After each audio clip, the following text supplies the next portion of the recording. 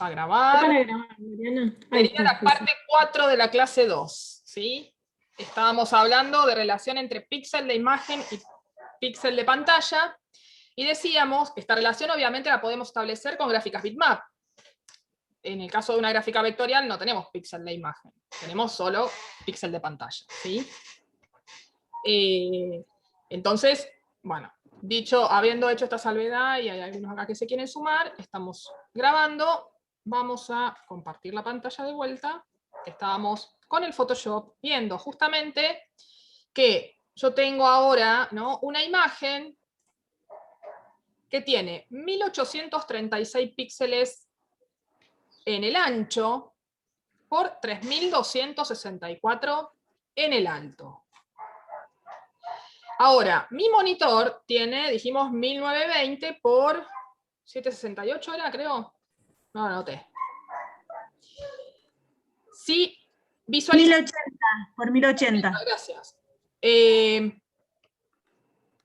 claro que al 100% esta imagen yo no la voy a poder ver completa, es decir, la voy a pedir, mostrámela, acá lo estoy viendo al 25%, ¿lo ven ahí arriba? Que dice 25%, bien. Le digo, mostrámela al 100, y me hace esto. Queda claro que no le alcanzan los puntos de luz de la pantalla para mostrar todos los píxeles de imagen. Es una imagen que tiene más píxeles de imagen, y los píxeles de monitor son siempre los fijos, ¿no? 1980 por 1020, dijimos, 1080. 1920 por 1080. Entonces, visualizar al 100% no es ver la imagen completa. Visualizar al 100% es establecer una relación 1 a 1.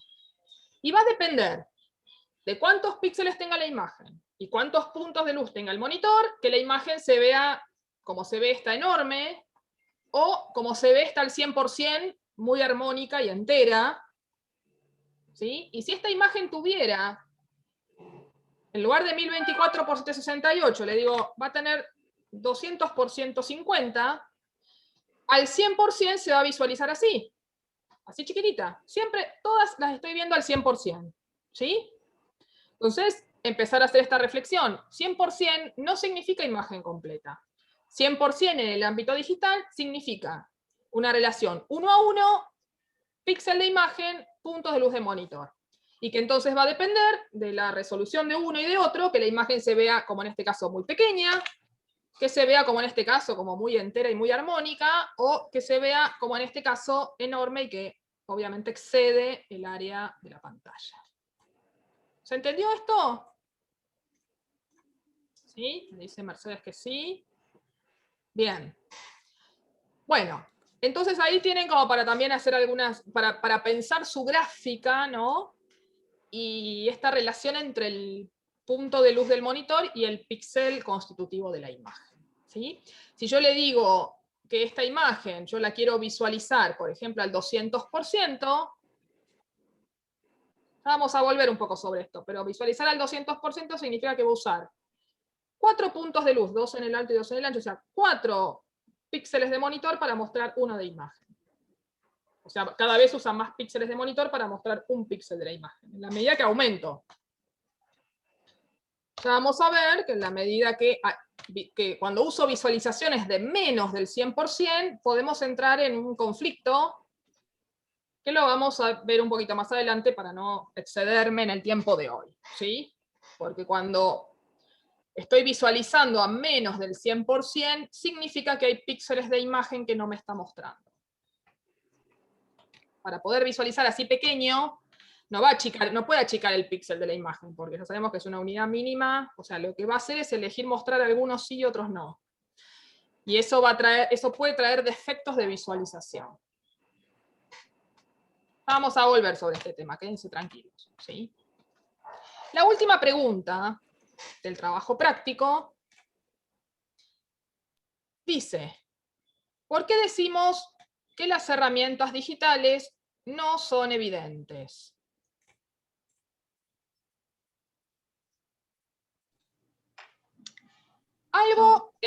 Creo que todo lo que estuvimos conversando habla sobre una cantidad de cosas ocultas, cosas que no podemos manipular directamente, que de por sí tienen una materialidad digital, o sea, se traduce en unos y ceros.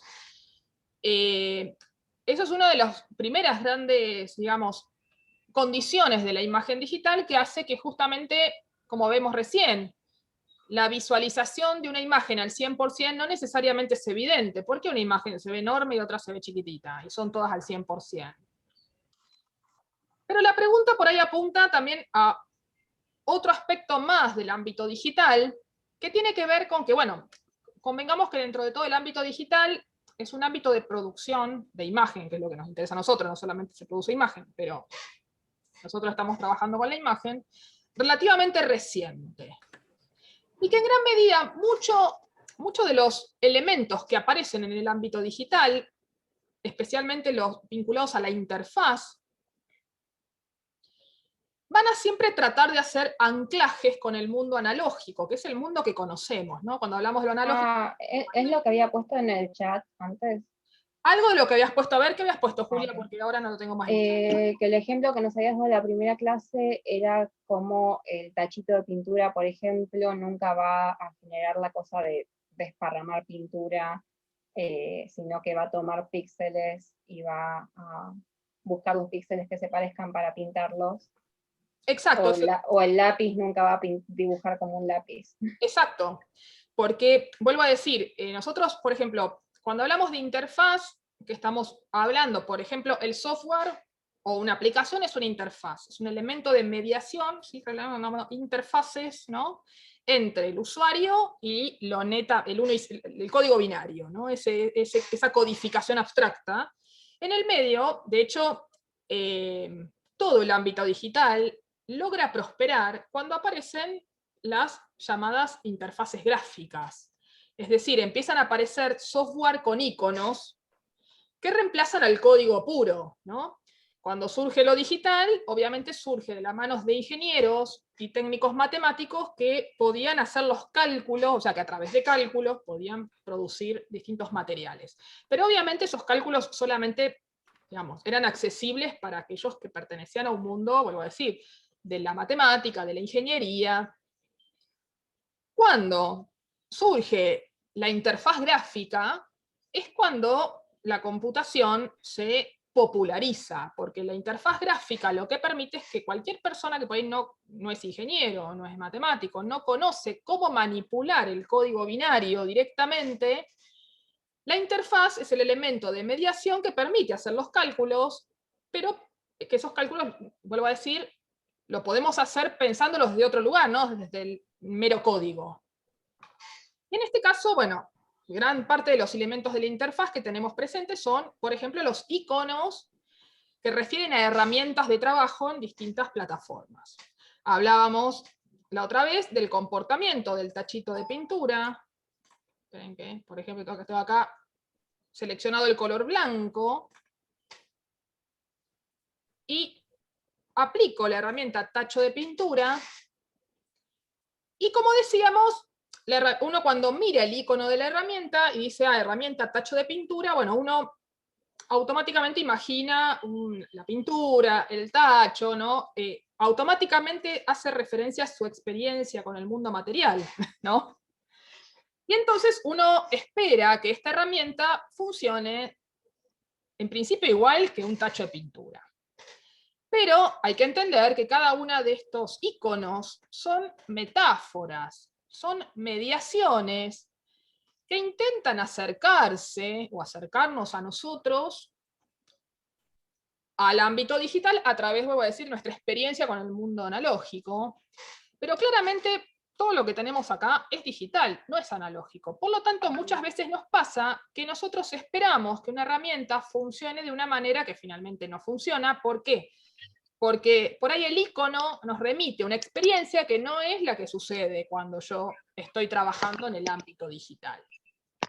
Por ejemplo, esperen que vamos acá a ventana historia, vuelvo a 0. La herramienta goma de borrar es una herramienta interesante en este sentido, ¿no? Yo elijo la herramienta goma de borrar y de repente hago esto. Ven, ahí empieza, ya empezamos con que la goma no borra. A ver ahora. Bueno, Acá estoy aplicando la herramienta goma de borrar y uno podría decir, ah, bueno, la herramienta borra, ¿no? Uno podría pensar que en este contexto la herramienta funciona como, como una goma de borrar analógica. Ahora, si yo, a ver, espera. A ver. Si yo tengo esta circunstancia, fíjense que la goma de borrar no me da la sensación de que borra, me da la sensación de que está pintando, coloreando con verde, o sea, parece más un pincel o un lápiz de color que una goma de borrar. ¿Sí? ¿Por qué? Porque simplemente, o sea, la goma de borrar, ¿qué hace?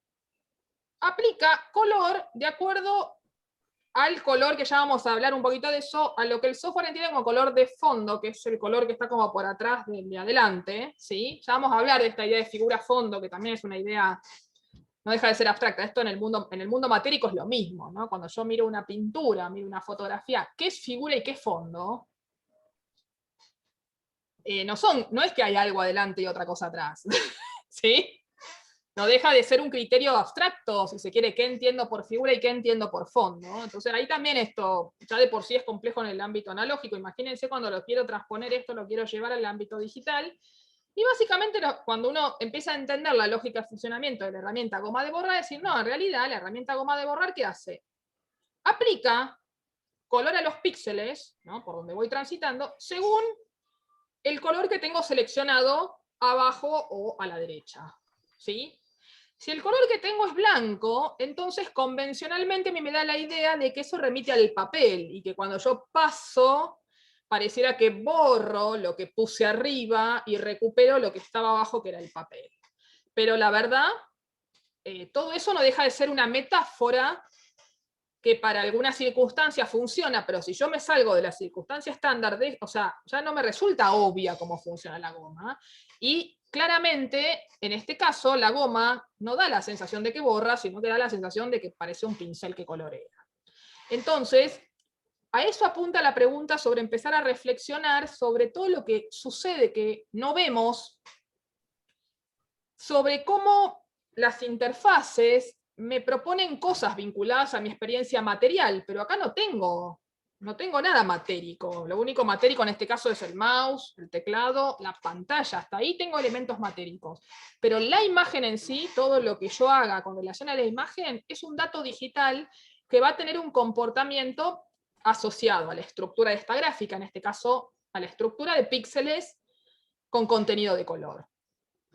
Y que cuando yo, vuelvo a decir, parece que borra, acá no hago otra cosa, y vamos a ver que gran parte de las herramientas, especialmente todas las que están acá arriba, tenemos un montón de herramientas distintas que todas hacen lo mismo, que es cambiar el contenido de color de los píxeles. Acá tengo un píxel que antes era de un color y ahora es de otro. Y cambio la herramienta, y la operatoria es siempre la misma, es cambiar el contenido de color de los píxeles. Lo que va a variar por ahí es el criterio con el cual cambia el color. Y de acuerdo al criterio, el efecto visual que eso produce, ¿no?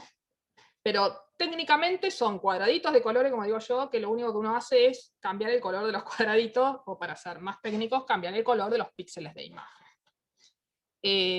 Entonces, vuelvo a decir, a veces uno se encuentra con frustraciones porque uno espera, o a veces, no sé, a veces uno tiene la herramienta... Bueno, en el caso de la herramienta tijera ya vamos a ver también que no es lo mismo si tengo una sola capa a varias capas, pero la pregunta es, ¿puedo recortar? ¿Puedo trozar? ¿Puedo borrar en el ámbito digital? ¿Puedo pintar en el ámbito digital? Esa sería un poco también, ¿no? A dónde va cuando yo tengo un montón de herramientas que me invitan a borrar, cortar, pintar, pero en realidad no estoy pudiendo hacer ninguna de esas operaciones. Lo que estoy haciendo es cambiar el contenido de color de los píxeles, ¿sí? Y en todo caso el efecto visual es que parece que borra, parece que corta, parece que... ¿sí? Pero no es lo que está sucediendo. Entonces, por eso hablamos de la no evidencia de las herramientas digitales y la necesidad de entender la estructura, o sea, de cada una de las gráficas, de qué va cada gráfica, cómo está pensada, ¿no? Para poder sacarle el jugo a cada una de las gráficas. y para también concebir la imagen desde la propia estructura que cada gráfica propone, ¿no? En este caso, la estructura es de píxeles, y en el caso de las herramientas vectoriales, la estructura es por objetos. Entonces, la forma de concebir la imagen en cada caso es bien diferente, ¿sí? Sin embargo, voy a decir, a veces las interfaces nos invitan a borrar, a pintar, a cortar, cuando en realidad no estamos haciendo nada de todo eso. Así que bueno, en ese sentido va la pregunta, no van a encontrar como un apunte, sino que la idea es que en base a estas líneas que les estoy tirando, ustedes puedan hacer una reflexión, pueden usar algún ejemplo concreto como yo estoy usando ahora para tratar de explicar que por ahí uno espera, vuelvo a decir, que el tachito de pintura se comporte de una manera y no necesariamente se comporta de esa manera, ¿no? Entonces, ¿qué es lo que intenta hacer el software con estas metáforas digitales como son las herramientas, ¿no? Todo, o sea, básicamente todo el entorno gráfico es una gran metáfora, porque a mí la pantalla me invita a pensarlo como un escritorio, y esos iconos de archivo me invita a pensarlo como una hoja de papel, pero acá no tengo hoja de papel, no tengo tinta, no tengo goma, no tengo tijera, ¿sí? Entonces, tratar de desmontar un poco esta distancia entre el mundo analógico y el mundo digital y pensar, bueno, cuál es la especificidad de lo digital, que desde ese lugar vamos a poder deducir mejor qué es lo que va a pasar con lo que yo estoy haciendo. O sea, si yo me quedo anclado a que espero que la tijera corte y que la goma borre, hay un montón de cosas que nunca voy a entender del ámbito digital, ¿sí? Entonces, vuelvo a decir, en la medida que nos hacemos conscientes de cómo está estructurada una gráfica digital, las características específicas de cada una de ellas, ¿no? Las mediaciones con las interfaces, y cuando hablamos de interfaces, hay como varias líneas de interfaces. Por un lado tenemos las interfaces matéricas, o de hardware, como decimos, pantalla, teclado, mouse. Estos son aparatos matéricos que funcionan de mediación. Pero después tenemos también los software, toda la iconografía que nos acompaña, que también es un elemento de mediación, ¿sí? Si no, imagínense que para poder yo diseñar una imagen tendría que usar código. De hecho, hay artistas que también trabajan con lo que se llama código abierto. En el ámbito artístico se utiliza mucho el processing, y bueno, es todo código, o sea, también hay una forma que después se traduce en imagen, pero ya es pensar desde el código mismo, ¿sí? Tiene un anclaje mucho más técnico-matemático, y bueno, eso también es otro lugar desde el cual pensar la imagen. Bueno, a ver, tengo acá algunas preguntas. Juego de buscaminas. Úrsula dice que es una comparación con el juego de buscaminas. ¿Cuál es el juego de buscaminas?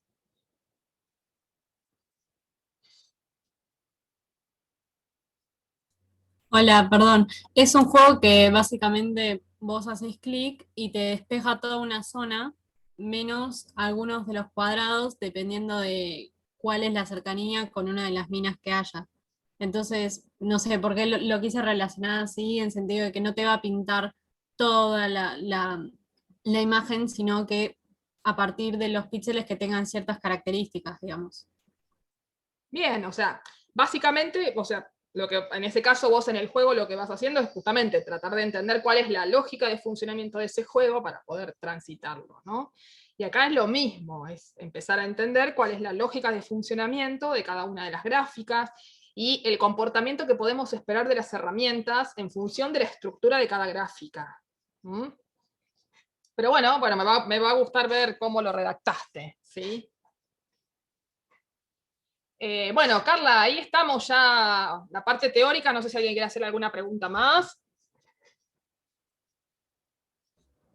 Una consulta, Mariana. ¿Se supone que busquemos bibliografía extra o solo nos guiamos por lo que charlamos en clase y los apuntes de la cátedra? En este caso, en este punto, a mí me gustaría, en principio, que hagan ustedes una reflexión en base a todo lo que estuvimos viendo y a pensar esto de, bueno, las similitudes y las diferencias entre lo analógico y lo digital, o sea, entre el mundo matérico y nuestra experiencia previa, y digamos, y los nuevos criterios que impone lo digital, ¿sí? Por supuesto puede haber mucha bibliografía, pero tengo miedo que, o sea, que básicamente como que se empiecen a dispersar por una cantidad de campos que se les hace, o sea, inabarcable, les va a llevar mucho tiempo y puede ser muy conflictivo. Yo sí creo que tienen como una cantidad de apuntes que ya están, digamos, para este trabajo y todo, o sea, lo que es bibliografía, ya si trabajan todo eso es un montón. No necesitarían, para esta última pregunta es más una pregunta de reflexión en base a todo lo que estuvimos viendo en estas dos clases, ¿sí? Ok, buenísimo, gracias. Sí, porque si no, no terminan más, además. O sea, y la idea entonces es que hagan el trabajo, siempre recuerden carátula, consignas, desarrollo, ¿sí? Lo suben al Padlet. Y por ahí sí lo que vamos a hacer es algún tipo de corrección grupal, aunque la verdad no es por nada, pero estas dos clases, o sea, tuvimos como un desarrollo teórico bastante exhaustivo. Digo esto porque por ahí no, o sea, Carla no se va a poner a leer todo lo que escribió cada uno de ustedes, sino se hace un panorama, un avistaje en general de lo que hicieron, y por ahí hacemos una puesta en común la semana que viene. Para reforzar, porque creo que ya trabajamos mucho entre la semana pasada y esta, una cantidad de contenido. Por ahí la clase que viene hablan más ustedes. ¿Sí? ¿Está bien? Y no sé si querés tirarles algo del TP2, Carla, o cómo estamos. No, o no se necesita. A ver, párate que miro la grilla. ¿Me escuchás ahí? Sí, te escuchamos. Estoy desde otro lugar porque no, se me murió el Zoom de la computadora, estoy por 2. No, lo que me parece que estuviste dando todo el contenido teórico de todo el trabajo práctico, que está bueno. Más que nada el trabajo práctico este uno sirve mucho para toda la fundamentación teórica de lo que va a ser el parcial. Entonces es pura y exclusivamente teórico, y nos vamos a enganchar más con lo que es el trabajo práctico número 2, que ya tiene que ver más con el uso de lo que son los programas. No sé cómo vienen, yo no tengo las cámaras habilitadas, que no sé si es que mi internet murió o que ellos están muriendo. No, yo tengo, acá tengo a la vista unos cuantos. Ah, ok. Está. No, si quieren les puedo compartir algo. Yo sé que hay algunos, como Cecilia, que dijo que quería. Puedo adelantarles un poquito y después subirles lo que es hay un video explicativo, hay de todo, y después lo vemos con más ejemplos la semana que viene. Esto, para que quede claro, la idea es que no se me vuelvan locos, cada uno trabaje a sus tiempos, pero los que están más adelantados con el trabajo práctico 1 ya pueden empezar a trabajar con el 2, ¿está?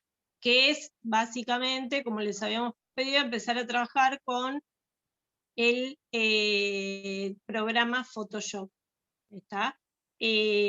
Algunos, mientras hoy se estaban conectando, me dijeron que ya lo habían instalado. El resto, ahora que somos varios, ya lo tienen instalado el programa, ¿no? Sí, acá veo unos cuantos que dicen. Sí. Bien. Sí. En la misma fuente que dice agencia.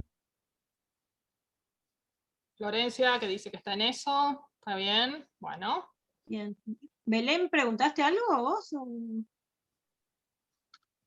No, que me apareció ahí como que hablaste. No. Bueno, bien, algunos ya estuvieron jugando. Me dijeron algunos que ya lo estuvieron probando al principio, vino bien. A ver si yo... yo te pasé el host a vos, Mariana, y ahora yo no puedo... ¿Qué necesitas? ¿Que abra el Photoshop? ¿Mostrar ejemplos? Mostrar ejemplos, más que nada. Yo tenía, en realidad, yo los tenía, miren. Esto es un módulo. ¿Se ve? Sí. Yo siempre tengo el papel, ¿viste? Este es un módulo. La idea, hay un apunte, que un par de dibujos, bien, ¿Quién se mandó a jugar con el Photoshop? Franco, bien. La idea del trabajo práctico 2 tiene que ver con que ustedes empiecen a utilizar las herramientas de lo que es el Photoshop, ¿no? Recreando lo que se llama un módulo. Un módulo puede ser un dibujo de figuras geométricas, como lo que estamos viendo acá, o puede ser un dibujo, hay algunos que se emocionan con el pincel y pueden Perdón, hacer Carla, algo. quizás casi Bien. la sugerencia, que una manera también de abordar este trabajo es que primero hagan un diseño en el papel, o sea, de forma analógica. Esa también es una forma de trabajar, Sí. porque si no, a veces como que el ámbito digital también es bastante conductista a veces en los resultados. Entonces, a veces es interesante que ustedes piensen un diseño que lo desarrollan en con papel y lápiz, o si quieren con témpera, con los materiales que ustedes quieran, y después por ahí tratan de ir viendo cómo o con qué herramientas se puede reproducir de forma digital. ¿Sí? Porque a veces si uno trabaja directamente desde lo digital es eso, es como que lo digital un poco te impone su estética. ¿Sí? Si les parece, compartimos, Carla, comparto pantalla. Esperen que voy a cerrar esto. Y acá tenía, por ejemplo, un trabajo que arranca con la idea de un módulo. Para este trabajo tienen un apunte que se llama módulo y modulación, que explica, bueno, en qué consiste un módulo, que como por ahí ya también lo hablamos en base a la imagen, es un elemento mínimo, ¿no? Que en este caso va a tener un diseño simple, pero que después la idea es que este módulo se repita, se combine con otros, o sea, a partir de operaciones de copiar, pegar, rotar, espejar, que ustedes a partir de un módulo, acá fíjense, como parte, ¿no? De un diseño simple. Se trabaja una propuesta de color y después empieza este módulo a combinar. Al combinar, en algunos casos pueden generar una trama o también un supermódulo. Acá tenemos, ¿no? En base a cómo se creó este supermódulo a partir de las repeticiones, repetir, espejar, trasladar, rotar. Y acá tenemos otros. Y la idea con este primer trabajo, primero obviamente que puedan hacer un primer diseño simple y que después empiecen a desarrollar las operaciones, como les decíamos, de copiar, pegar, rotar, escalar, trasladar. Fíjense, ¿no? Acá tenemos unos cuantos módulos que acá se espejan, ¿no? Se espejan en la vertical, se espejan en la horizontal. Carla, lo que vos quieras ir acotando, por acá hay unos cuantos. La idea es que una vez que uno genera el módulo, después que vaya haciendo las repeticiones, que en algunos casos con la repetición se puede generar otra figura. También uno puede pensar lo que es el módulo como una parte después de un todo, que cuando genera lo que es la repetición, se puede generar otra imagen. Después sobre esa imagen también se va a aplicar el tema de la variación de tonos, ¿no? Empezar a jugar con con lo que sería el tachito de pintura y empezar a variar lo que son los tonos originales. Ven que hay algunas imágenes que son figurativas y otras que son más bien abstractas. Y lo que se trabaja siempre es, ya te fuiste a los animales fantásticos, lo que se trabaja siempre es el tema de generar ese módulo y después, bueno, a partir de la repetición se puede generar lo que sería una trama, una guarda, y después se vuelve a repetir, que sería como el primer supermódulo, que sería de lo que yo les mostré antes. Y después, a partir de eso, se generan, ven, las variaciones que son tonales. Esto es muy sencillo, pero igual, bueno, para los que no conocen, los que empiezan de cero, sí, es un desafío empezar a producir imagen con el Photoshop, ¿sí? Porque el trabajo pide, en primera instancia, ¿no? Dice, primero realizar una imagen de hasta 300 por 300 píxeles. Si no recuerdo mal, bueno, tenemos un tutorial que hizo Lupita y Eliana, ¿no es Sí. cierto? Para que les Sí. explica, ¿no? Cómo por ahí empezar con un módulo, o sea, es bastante explicativo. Que va desde abrir el programa, Claro, o sea, por ejemplo, en este caso, si yo arranco con el Photoshop, tendría que ir a archivo nuevo. Esperen que va a tardar un toquecito.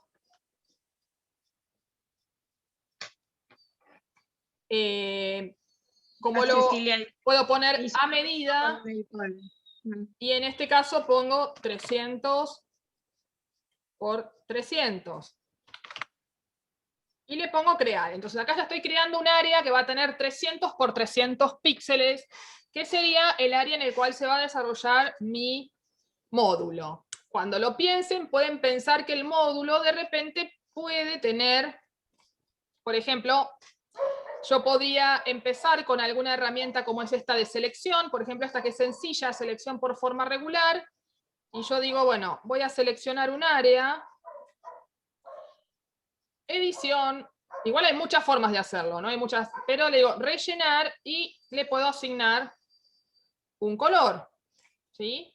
Por ejemplo, 50 gris, también puede ser color frontal, que va a ser el color que tengan seleccionado hacia la izquierda en el selector de color, o si no, pongo color y me abre la ventana y elijo un color y relleno, ¿sí?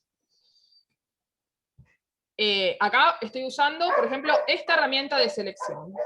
Hago control D, o sea, deselecciono y vuelvo a hacer otra selección con esta herramienta que es más libre. Entonces, por ejemplo, con esta herramienta yo voy a hacer así, así, así, así, por ejemplo, así. Si quiero, voy por afuera, total. Cierro la selección y ahora a lo mejor le digo otra vez, edición, rellenar, y le doy, otro color.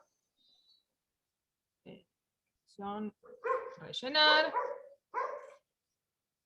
Color, elijo otro color. Y relleno, ok. Y ahí relleno, control D, deselecciono.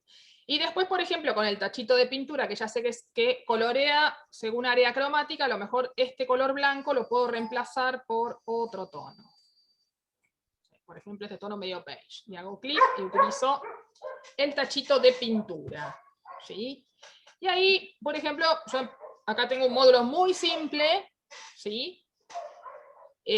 Como les decía, a lo mejor lo ideal es que ustedes piensen primero un diseño y después empiecen a ver qué herramientas tienen disponibles para ver cómo podría llegar a hacerlo, ¿sí? La idea es que empiecen, no van a aprender a usar todas las herramientas todas juntas, despacio, ¿sí? Preguntan qué herramientas puedo usar, cómo. También podría utilizar a lo mejor un diseño más libre, entonces puedo elegir alguna herramienta como el pincel, defino el tamaño del pincel, ¿no? Para ver, ¿de acuerdo? Defino el tono con el cual va a trabajar el pincel. Y de repente yo puedo, acá tengo una opacidad también definida, entonces, por ejemplo, yo puedo pensar en hacer algún trazo más libre con la herramienta pincel, ¿sí? Y lo bueno dentro del Photoshop es que uno puede hacer desde acceder a lo que es armar un módulo desde varios lugares. Mariana la primera parte lo hizo con las herramientas de selección y después abajo hay otro grupito que tiene que ver con las herramientas de dibujo. Yo igual después les voy a subir al grupo de Facebook porque en realidad cada una de estas herramientas, si yo me paro en el vértice inferior derecho, es como que se despliegan más herramientas. ¿Está? Acá lo estoy mostrando también. Ahí está. Y les voy a poner como un gráfico donde dice qué hace cada herramienta y demás, como para empezar a investigar.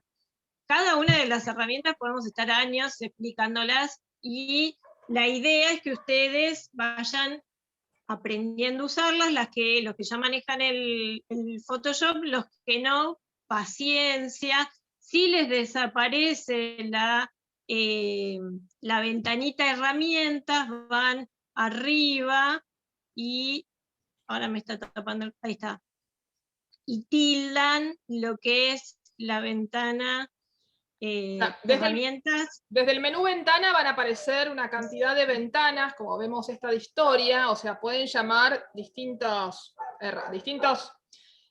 comandos, por ejemplo el de tipografía, que también podríamos llegar a usar algo de tipografía si quisieran, aunque por ahí les va a complicar un poco más. No le digas Sí, eso. no, Eso tipografía por ahí, no es necesario tipografía, que arranquen ya con tipografía. Pero tienen desde el menú ventana, ¿sí?, la posibilidad de llamar a ventanas que les dan opciones. Después, fíjense que...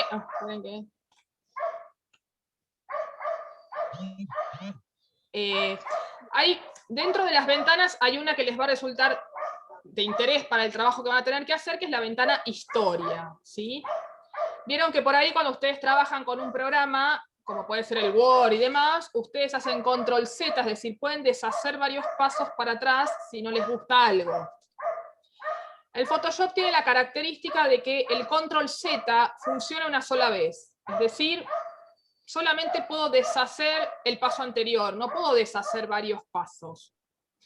Para poder hacerlo tengo que abrir la ventana historia, si no la tienen abierta van a ventana, ¿sí?, historia, y fíjense que en mi caso acá la ventana historia registró una cantidad de pasos previos. Por defecto, en general, el programa viene configurado para registrar los últimos 20 pasos, ¿sí? Esto se puede cambiar, va a depender de la memoria RAM que tengan disponible en su computadora, pero bueno, yo puedo, por ejemplo, decir, no, mira, saco todo lo que hice con pincel, o saco y empiezo de cero, ¿sí? O vuelvo y voy mirando y voy recuperando algunos pasos sí, y digo, bueno, me gustó hasta acá, y vuelvo para atrás, ¿sí? Y sigo trabajando. Así que la ventana historia les va a ser muy útil como una herramienta para hacer deshacer varios pasos para atrás, ¿sí? Y si no, bueno, en este caso vuelvo a la Bueno, y algo, Mariana, nos queda un minuto. Lo que es interesante es que ustedes, si pueden llegar a hacer para la semana que viene el módulo, si terminaron con el trabajo práctico 1, está bueno porque lo podemos ir viendo, compartiendo, o empiecen a compartirlo. O que empiecen a hacer algo. Claro, sí, empiecen a toquetear el programa.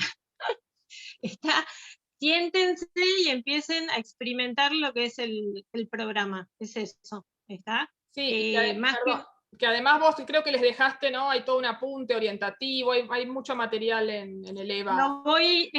Sí, igual lo voy a volver a postear. Está subido en el EVA, pero lo voy a postear en el grupo de Facebook de vuelta. En realidad está en la parte de archivos y demás, pero bueno, lo voy a volver a subir para que esté más fresquito. ¿Está? El apunte y el archivo de apoyo, más los videos tutoriales para empezar a usar las herramientas, ¿sí? Entonces, el video tutorial está en